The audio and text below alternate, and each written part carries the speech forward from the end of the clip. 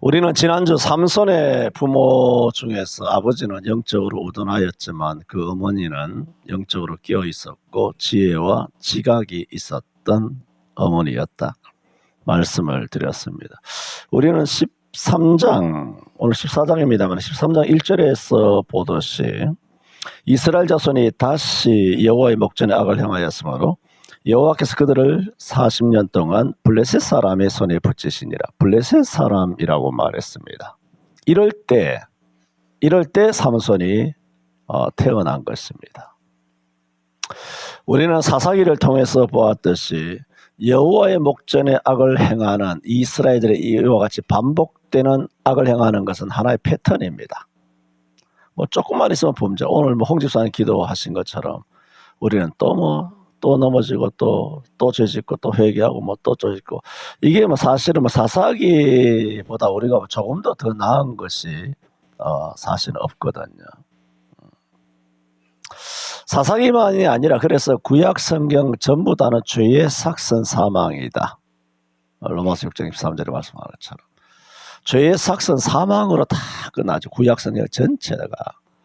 그래서 창세기 하나님이 창조하셨다가 요셉이 애굽에 입관되니라 하는 것으로 창세기가 마무리되는 것은 선악과를 따먹으면 정령 죽으리라 하나대로 다 죽어나가는, 온 인류가 다 죽어나가는. 여기 벽제나 어디나 가보세요. 전부 다 죽어가고, 저기 수목원이니 어디 다 첩첩이 다 죽어가는 것입니다. 얼마 전에는 이 사람하고 차를 타고 이래 서울 시내, 여기 서울 시내지만 서울 시내 이렇게 한 바퀴 돌면서 여기에 한 200년 전에 살고 있었던 500년 조선시대 이 땅에 한양에 살고 있었던 사람은 다 죽고 없다. 다 조선시대 태정태세 문단세 여성문제 임명선 하던 그런 모든 시대에 임진왜란이니 정유재란이니 뭐니 갑심정변이니 하던 그 모든 시기에 그 모든 사람들이 다 죽고 없고, 그 다음에 우리 할아버지 시대 1910년대 1920년대 지금 이제 100살 넘으신 그런 분들도 한두 분 살아 계실까? 다 죽고. 그 다음에 이제 우리 부모님 1930년대 시대에 부모님들 돌아가시고, 그 다음에 40년대, 그 다음에 딱 이제 지나면 이제 50년대, 60년대 우리 나이 때 딱 이제 우리가 차례차례 도미노처럼 다 갑니다. 이럴 때, 이렇게 살아있을 때 여러분 예수를 믿어야 돼요. 죽은 예수가 아니라 부활하신 예수예요. 그래서 죽어도 산다 말입니다. 반드시. 역시 죽죠. 주님 오시기 전에는 우리가 죽을 수밖에 없어요. 그러나 다시 죽었다가도 얼마든지 주님께서 무덤 속에서 우리를 부르시면 무덤 속에서 우리가 일어나서 주님의 부활체처럼 변화되어서 하늘에 올라가서 주님을 그대로 영접하는, 이게 실상이에요. 그래 내가 길 가면서 여보 봐라, 저 목련 봐라, 저 개나리 봐라, 저 산수유 봐라, 저 매화 봐라. 겨울에 다 죽었거든. 이 꽃 봐, 이 부활이야 그랬어. 부활이야. 그리고 하나님의 전능하심이 아닙니까? 그 꽃을 그 누가 키웠습니까? 서울시장 오세훈이가 물 주고 키웠습니까? 거기에 날로 떼가지고 따뜻하게 온도 맞춰가지고 비닐하우스 씌워가지고 비닐하우스 농장을 해서 이 온 천지 이걸 어떻게 할 수 있습니까? 인간으로는 불가능한 것입니다. 온 지체에 널려있는 꽃들을 한번 보세요. 저 죽었던 것들 다 살아나거든요. 그러면 저런 것들도 살리는 전능하신 능력이 오늘 우리를 못 살리겠냐 말이에요. 예수 그리스도를 죽은 자 가운데 살리신 그 능력이, 그 성령이 우리에게도 역사하사 우리도 다시 살리실 줄로 믿습니다. 성경이 그렇게 말하고 있어요. 예수님이 부활하시도록 하신 그 능력이 우리에게도 역사한다고. 그게 누구시냐? 성령이라 말입니다. 그러면 우리가 성령으로 거듭나서 육으로 난 것은 육이고 영으로 난 것은 영이니 우리가 영생을 얻는 영의 존재, 하나님을 아버지라, 너희가 하나님의 자녀이므로 하나님의 그 아들의 영을 보내서 하나님을 아버지라 부르게 하셨느니라. 그러면 누구든지 성령으로 말미암지 않고는 예수를 주라 하나님을 아버지라 부를 수 없다 그랬어요. 그런데 우리가 예수를 주라 하나님을 아버지라 부른다는 것은 우리 속에 누가 계신다는 거예요? 성령이 계신다. 이 성령이 예수를 부활시키시고 성령이 똑같이 우리를 부활시킴으로 예수님이 부활의 첫 열매가 되시고 꽃이 하나 피고 나면 온 천지에 꽃이 다 피잖아요. 할렐루야. 우리도 그렇게 부활될 줄로 믿습니다. 기독교만 이래 부활이 된단 말입니다. 나머지는 다 부활돼서 어디 가나요? 지옥 가는 겁니다. 상상해봐서 끔찍하지 않습니까? 전 자다가도 벌떡벌떡, 요즘 잠은 잘 잡니다만 자다가도 벌떡벌떡 일어납니다. 얼마나 감사한 일인지 그것만 생각하면.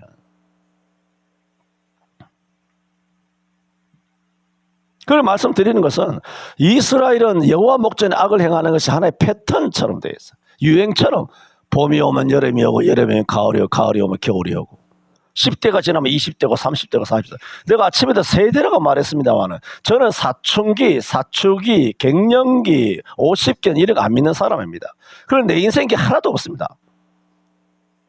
그거는 심리학자, 사회학자들이 정해놓은 거예요.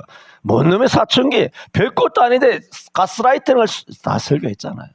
수도 없이 미운 중3이라 무서운 중3이라 언제부터 그랬는지 이것들 두들겨 패야 되는데 이렇게 막 가스라이팅 해놓으니까 별것도 아닌 놈이 지가 게을러가, 지가 나태가, 지 인격이 잘못돼가, 지가 못돼가, 지가 죄를 지어놓고 해놓고는 들은 게 있어가지고 나 삐뚤어질 거야. 왜? 나 중3이니까. 사춘기도 아닌데 안 왔는데 사춘기니까 하며 자기가 그 시절에 범하는 죄에 대하여 합리성을 가지는 거예요. 이런 악랄한 것들이 어린 세민들로 다 압니다. 그게 뭡니까? 촉범소년 아닙니까? 만 14세 이하는 어떤 범죄를 저질러도 형사상 그 죄를 묻지 않는다. 그 애들이 만 12세, 11세, 13세 애들 그걸 다 아니까 나가서 훔치고 도둑질하고 남 두들겨 패고 멋대로 다 강도짓 하고 오토바이 타가지고 탈취하고. 왜? 걔들이 이미 아는 거야. 촉범. 나는 법에 저촉되지 않는다는 거야. 그걸 법을 악용한단 말이야. 걔네들이. 그러면 12살 11살짜리 악용한다면 중3 된 사춘기다. 사춘기는 다 묻어준다. 다 이해한다. 너희 시기 때는 어쩔 수 없어. 그래서 마음대로 죄를 짓는 것이 합리화되는 거 아닙니까? 나는 내한테 걸리면 죽습니다. 뭔 놈의 사춘기예요? 뭔 놈의 사축이에요? 뭔 놈의 갱년기예요? 다 의사들이 만들어낸 거 아니야. 하나님이 성령 안에서 살면 여러분의 진액이 마르지 않을 줄로 믿습니다. 왜 하나님 말씀을 안 듣고 하나님 말씀을 영향을 안 받고 왜 세상 의사 거지 같은 세대주의자들, 거지 같은 사회학자들 이런 사람들의 말을 듣냐 말입니다. 교회 다니지 마, 예수 믿지 마, 절에 가 그냥. 도대체 하나님의 아들과 딸로서 이 땅에 살면서 그렇게 자존심도 없나?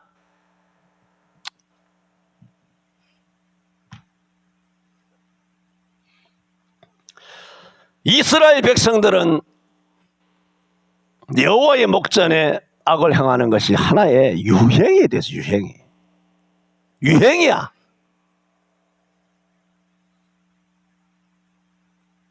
그런데 오늘도 마찬가지잖아요. 블레셋의 지배를 받게 되니 삼손 시대자도 마찬가지입니다. 그런데 이번 경우는 뭐가 다르냐면 지난 온니엘부터 에훗부터 우리가 쫙 드보라고 뭐가 다 살펴봤잖아요. 그럴 때는 기사는 구산 리사다임이라든가 아니면 여러 나라의 압박을 받았을 때 이스라엘 백성이 하나님의 도우심을 구하며 부르짖었습니다. 다. 오늘은 여호와께 부르짖었다는 말이 안 나와요. 13장부터 읽어보세요. 40년 동안 블레셋의 지배를 받는데 여호와께 부르짖었더라는 말이 놀랍게도 안 나옵니다. 이게 뭔가요? 사사기. 말하자면 한국교회가 역사가 길면 길수록 뭐가 없다? 완악해진다는 거. 완악하게 되면 오늘 홍 집사님 똑같은 그런 말했죠. 완악해지게 되면 뭘 하지 않느냐? 특징이 기도를 안 합니다. 오늘 한국교회들 10년, 20년 전부터 한국교회를 근심하고 염려해 왔어요. 강단에 설 때마다 목사님들이 뭐 장로님들 기도할 때마다 한국교회가 어떻고 저떻고 나도 많이 했잖아. 어떻고 저떻고 수도 없이 중년보다서 말한다니까. 다 근심하고 뭐 아파하고 뭐 또 이래서 되겠느냐 저래서 되겠느냐 다 수도 없이 이야기했어. 그럴 뿐이에요. 뭘 안 하느냐? 기도는 안 한다는 거예요.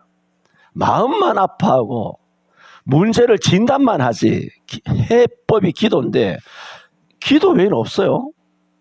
한국교회 새로워지는 기도 외에는 없어요.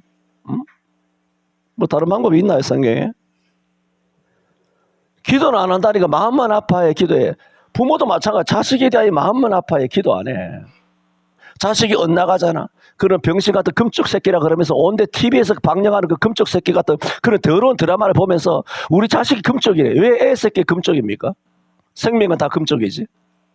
지 새끼만 금쪽입니까?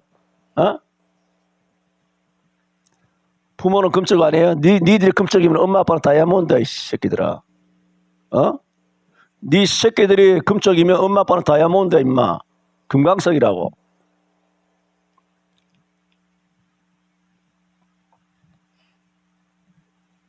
그러니까 내가 금쪽인데 왜 내 말을 안 듣느냐.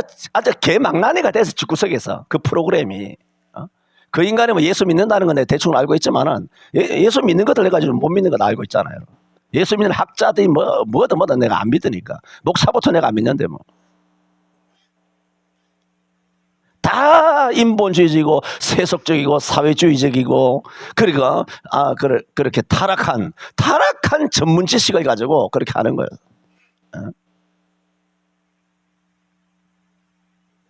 성경에는 예수님은 키가 자라며 지혜가 자라고 하나님과 어떻게 사람 앞에 어떻게 사랑스러워갔다고 그랬어요.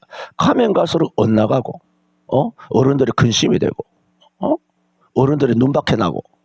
도대체 성경 그런 게 어디 있습니까? 애들은 사람 앞에서 목사 보기에도 사랑스럽게 자라야 돼. 그게 성경이야. 뭔 놈의 금쪽이야. 금쪽은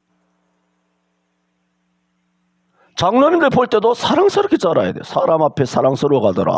그 말씀 아니에요? 사무엘이 그렇게 자라지 않았습니까? 다윗도 그렇게 자라지 않았어요? 7 형들이 양은 안 치고 자기만 나가서 곰이랑 사자랑 제일 막내인데 나가서 목숨을 내놓고 싸우고 양 치고 염소 치고 있을 때 형들 7은 장정 7은 집구석에서 놀고 자빠져 있고 막내가 나가서 그렇게 열심히 일하지 않았습니까? 그래도 다윗이 원망했나요? 하나님 앞에 시를 지으며 여호와는 나의 목자시니 그렇게 했나요? 엇나갔습니까? 당장 가출할 일 아닙니까? 탕자처럼 가출할 일 아니에요? 그 정도 되면? 나는 얻어 키운 아들인가? 우리 아버지 진짜 내 아버지 맞나? 나는 의붓동 아들 아닌가? 동생 아닌가? 그럴 상황 아니에요? 다윗이 엇나갔습니까? 요셉이 엇나갔어요? 형들이 그렇게 억울하게 살았어도 요셉이 어긋났냐 말입니다. 이런 것이 성경에 산을 내리고 내를 내리고 있는데 뭔 놈의 금쪽입니까? 뭔 놈의 세대? 뭔 놈의 그래 사천계? 하나님과 사람 보실 때 아름답게 자라야지. 애들은 우리도 다 그렇게 자랐어.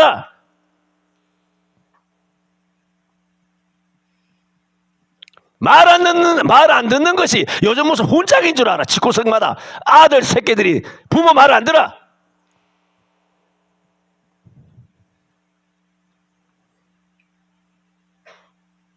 성도들이 목사 말 안 들으니까 그 부모가 집구석에 가서 뭐 그렇게 자식 새끼 지나면 자식을 만드는 거야. 그 부모가 수요일날 설교 들어봤어요? 끝장나는 거야. 하나님을 경외하지 않는 거야. 목사도 뭐 그렇게 공격하지도 않고 드자비질하고 신랑 나랑 맞다이 드는 거야. 맞담배 피우고 어이가 없어가지고.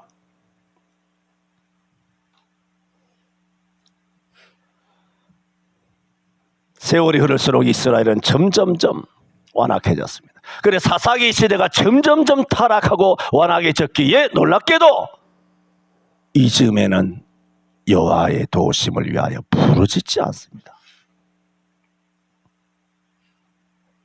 그런데 오늘 드리고자 하는 말씀은 그런데도 불구하고 여호와께서는 삼손을 세워 이스라엘을 구원하기를 원하셨다는 겁니다. 저는 우리 대한민국에 누군가를 삼손처럼 세웠어. 우리 대한민국, 기도하지 않는 대한민국이라 할지라도, 완악한 한국교회라 할지라도 하나님께서 우리 대한민국 교회를 영적인 블레셋에 40년 동안 압박당하는 것을 불쌍히 여기시고, 기도 안 하지만, 완악해졌지만 우리나라를 불쌍히 여겨주시기를 원합니다. 저는 오늘 삼손과 여인이란 제목으로 말씀드리는데, 2주간 말씀을 드려야 되겠습니다. 오늘 첫째만 말씀드립니다. 삼손은 성령에 감동되었습니다. 아시는 것처럼 또 말씀드렸고, 삼손은 여호와의 사자의 말씀대로, 여호와의 사자가 출생고지를 했다 그랬지 않습니까? 나실인으로 태어나고 나실인으로 양육을 받았습니다. 특히나 영적으로 지각이 있는 어머니가 믿음이 있으면, 그래서 히브리인들도 목의 쪽이 어머니면 히브리인으로 인정합니다. 그 아버지가 헬라인이면, 아버지가 헬라인이 아니라 엄마가 헬라인이면 히브리인으로 인정 안 합니다. 그만큼 가정에서의 영적 교육이 목의 쪽이 그만큼 중요하다는 겁니다. 우리 가정은 부계입니다. 목계가 아니고 부계입니다만, 어쨌든 어머니의 그 기도라고 하는 것은 지대합니다. 그러므로 지금 말씀드리고자 하는 것은, 지금 삼손은 영적으로 좋은 환경에서 자랐다는 말입니다. 그런데 오늘 말씀드리고자 하는 것은 뭐냐면, 이런 좋은 영적 그런 가정 환경에서 자랐지만 가장 좋은 것은 성령의 감동입니다. 부모가 목사고 장로고, 엄마가 날 위해서 기도 많이 해주고, 물론 그런 영향으로 성령의 감동을 받는 것이겠지만, 그전에도 많이 말했지만 일생을 통해서 산기도를 하든지 금식기도를 하든지 아니면 뭘 하든지 간에 성령 충만 받도록 정말 은혜 한번 체험하게 해달라고, 뜨거운 불 한번 체험하게 해달라고, 은사를 한번 체험하게 해달라고, 뭔가 9가지 은사 중에 하나는 받았어야 될 거 아니에요. 그런 것을 은혜를 사모하고, 은혜를 입은 사람으로서 은사를 사모하고, 은사는 무기거든요. 은혜는 구원이라면 은사는 무기인데, 무기가 있고 호미가 있고 괭이가 있으면 고를 이루기가, 농사 짓는 것이 편하다 말입니다.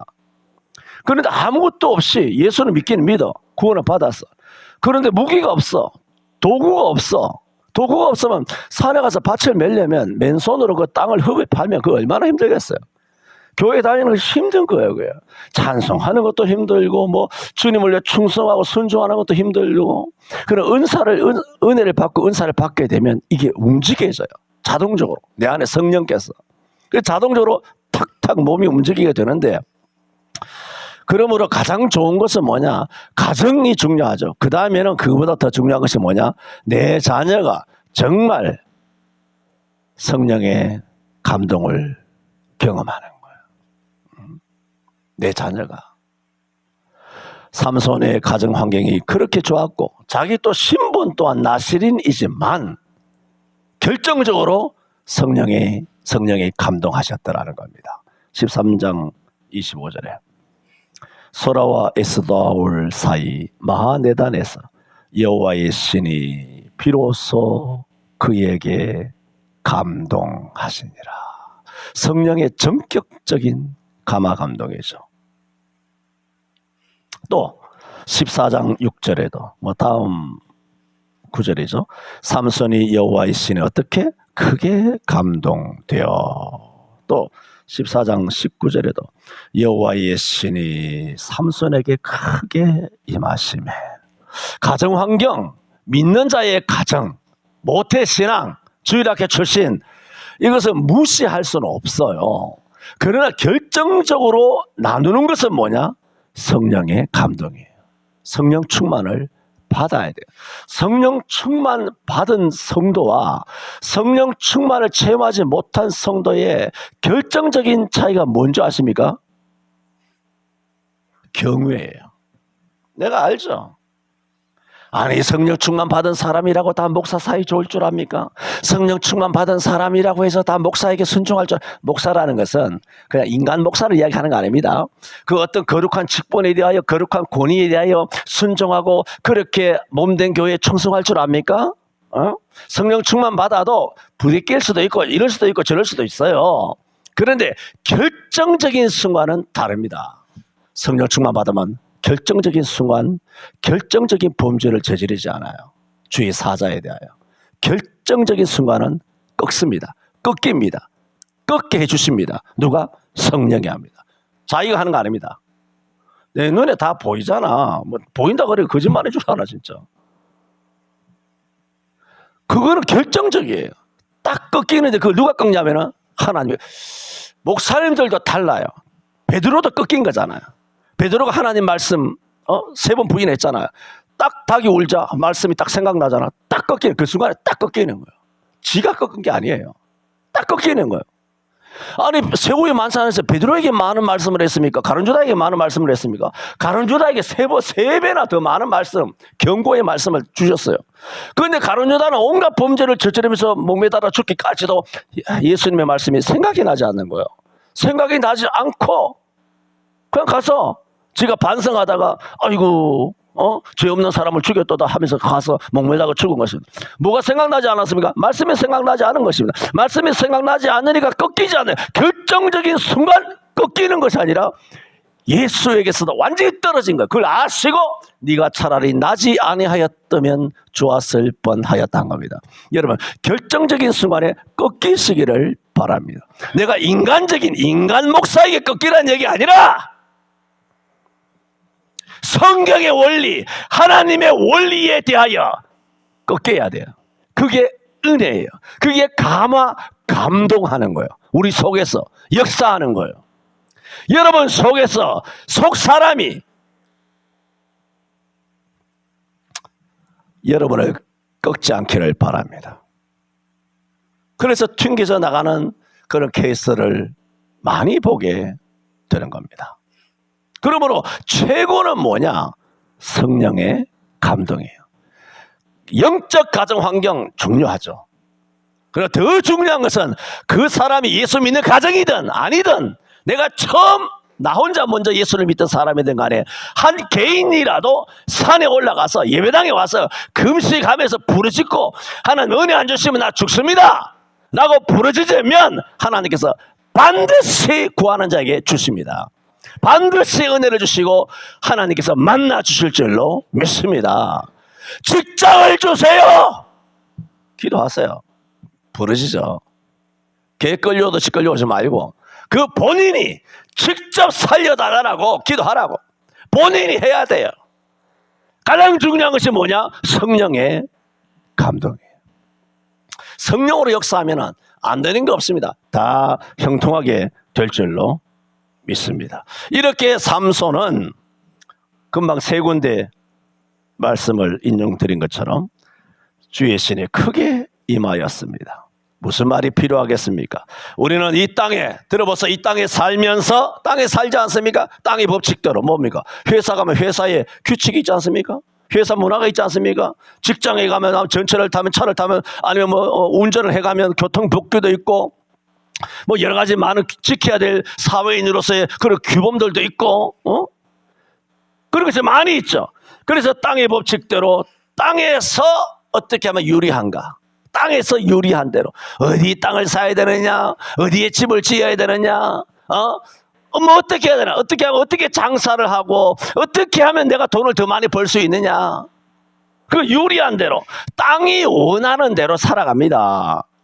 그래서 더 좋은 대학 들어가고 더 좋은 과를 들어가고 더 높은 연봉과 더 좋은 근무 조건을 따지면서 이것을 찾아서 다닙니다. 필요합니다. 전혀 부정하지는 않습니다. 하지만 이거는 본질적인 게 아닙니다. 본질 아닙니다. 다 비본질입니다. 비본질을 무시해도 된다는 게 아니라 본질 아닙니다.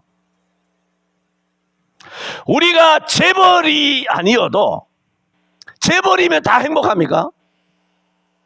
재벌이 이 말도 참 웃기는 것도 이 말 하는 것조차도 내가 정말 좀 마음에 안 듭니다만은 재벌이어야 행복한 것이 아니듯이 돈이 많으면 좋겠지만 부자가 아니어도 얼마든지 행복하게 살아갈 수가 있습니다. 세상이 요구하는 자격을 갖추면 좋겠지만 없다고 해도 얼마든지 이 세상을 살아갈 수가 있습니다. 제가 지금 말씀드린 것은 돈이 많으면 더 낫겠지, 그렇다고 돈이 더 많다고 해서 더 행복한 건 아니지만 돈이 적더라도 얼마든지 행복할 수 있고 뭐 남들처럼 잘 나가듯이 인정받듯이 신분이나 학벌이나 뭐든 간에 아주 삐까뻔쩍하게 그렇게 하면 좋겠지, 그래도 그렇게 한다고 해서 행복해지는 것도 아니고 그렇게 안 해도 얼마든지 행복할 수 있고 이것은 해도 되고 안 해도 되고 별 본질이 아니고 비본질이라는 말입니다. 지금 그 얘기하는 거 비본질이라는 거예요. 그러나 성령의 감동은 본질입니다. 그거 알아야 돼요. 뭐 재벌이고 나발이고 대통령이고 나발이고 국회의원이고 뭐 이런 거지 같은 새끼들 방송이고 뭐고 다 필요 없어요. 다 필요 없어요. 그 사람들은 자신의 스펙이나 인격이나 지위나 신분이나 경험을 가졌더라도 성령의 감동이 없는 사람은 예수 믿는 사람도 마찬가지입니다. 구원은 받겠으나 이 땅에서 성령 안 받고 목사로 살아가고 성령 충만 없이 장로로 살아가고 성령 충만 없이 권사나 집사나 예수 믿는다고 하면서 교회 다닌다고 하면서 한 번 구원은 영원한 구원이라 생각하면서 지금도 1000만 중에 99% 이상이 성령의 충만 못 받아놓고 교회를 들락날락 한단 말입니다. 이런 사람들은 단언컨대 성령의 감동이 없는 사람은 아무리 세상적으로 삐까번쩍해도 앞을 보지 못하는 소경과 똑같습니다. 그 사람은 안다고 해놔. 의학 박사라서 뭐 의사를 잘한다, 법학 박사라서 법에 대해서 잘한다, 물리학에 대해서 공학 이학에 대하여 뭐 인문학에 대하여 뭐 잘한다, 아니면 무슨 설계나 토목에 대해서 잘한다. 그 네가 안다는 거지 이 사람아. 그거 아는 게 진짜 아는 게 아니야 그게.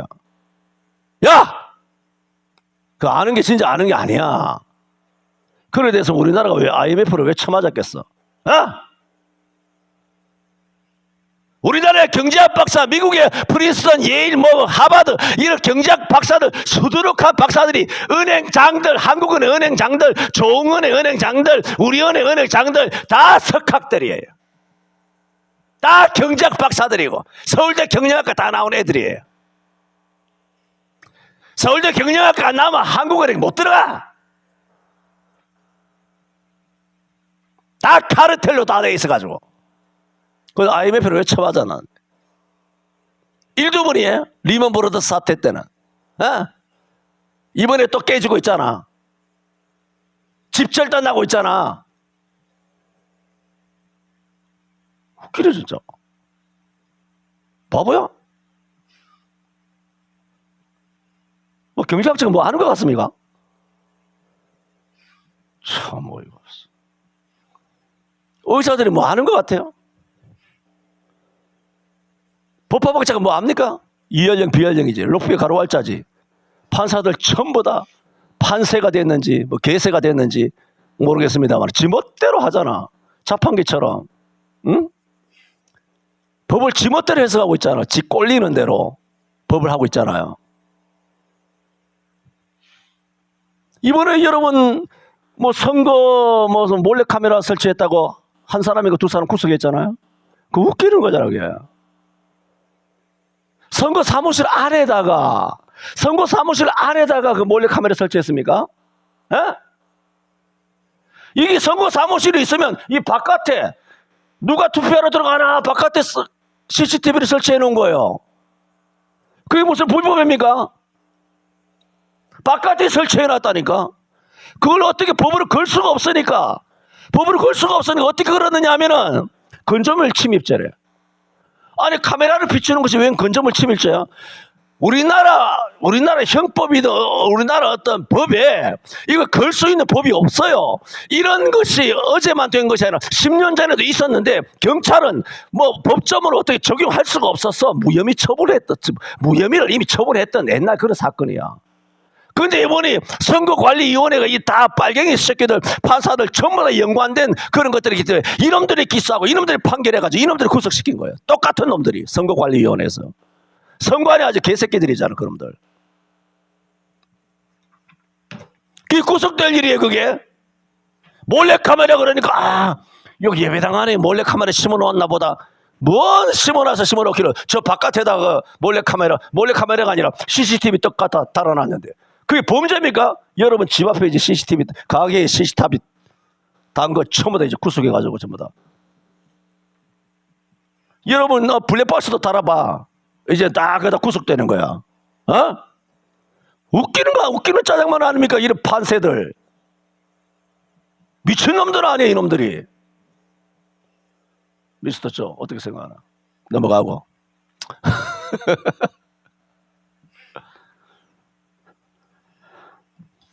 지금 말씀드리는 것은 성령의 감동이 없는 사람은 예수 안 믿는 것들은 말할 것도 없고 예수 믿어서 목사든 장로든 권사든 집사든 다 볼 거 없어요. 싹 다 누구도 예배 없어요. 감동이 없다면 그런 경험이 없다면 앞을 보지 못하는 소경입니다. 그런 사람이 당회를 하고 그런 사람들 재직회를 하고 그런 사람들 공동회에 발언하지 마라. 좋은 말을 할 때 야 의견 내지 마. 발언하지 마. 입 닫고 있어. 여기가 뭐 민주주의야. 뭐 발언권 있고 회용권 있다고 뭐 발언하는 데인 줄 아나 교회가? 아주 짜장면. 저는 삼손과 여인이란 제목으로 삼손은 좋은 환경에서 자랐습니다. 그러나 그보다 더 중요한 건 결정적인 것은 삼손 개인이 성령의 감동을 입었다는 것. 이거는 굉장히 중요한 열쇠입니다. 여러분의 자녀에 대하여 이런 포커스를 맞추고 자녀 교육을 시켜야 돼요. 응? 영어 단어 하나. 그러지 마세요. 선민이 이미 옛날 이야기입니다만. 선민이가 이 강남 초등학교 6학년에 지가 6년 동안 아무것도 안 하다가 어떻게 부반장인가 한번 전에 한번 이야기 안 했나? 그래 선거한다고 할 때 자기도 어떻게 따라 나간다 봐. 반장 되려고. 그때 한 40명인가 그때는 40명 정도 됐겠죠. 한 반에 강남 초등학교 여기 나갔나 봐. 그래 한 7, 8명이 10명 나갔대. 나가서 반장 될 사람 앞으로 나와라 해서 그래서 자발적으로 다 기어 나갔나 봐. 나갔는데 민희는 선생님이 돌려보내더래요. 왜? 반에서 10등 안에 들어야 된대요. 민희가 한 20등, 30등 했거든. 공부를 전혀 안 했으니까. 그래 쫓겨나왔대. 그런 참 슬픈 과거가 있습니다. 그래 초등학교까지 아무 공부 안 했죠. 듣고 또 공부 안 해야 된다 그 얘기. 잘 됐다 이제 공부 안 해도 되겠다. 그 얘기가 아니라 핵심을 들어야지. 핵심을 말씀과 성경 읽고 기도하는 아이들. 그렇게 만들어야 합니다. 기도합니다. 주님 저희들에게 성령의 은혜를 부어 주옵소서. 우리 교회에 우리 주일학교 어린이들에게 우리 교회 청년들에게 우리 모두에게 성령의 감동을 허락하여 주옵소서. 예수님 이름으로 기도하옵나이다. 아멘.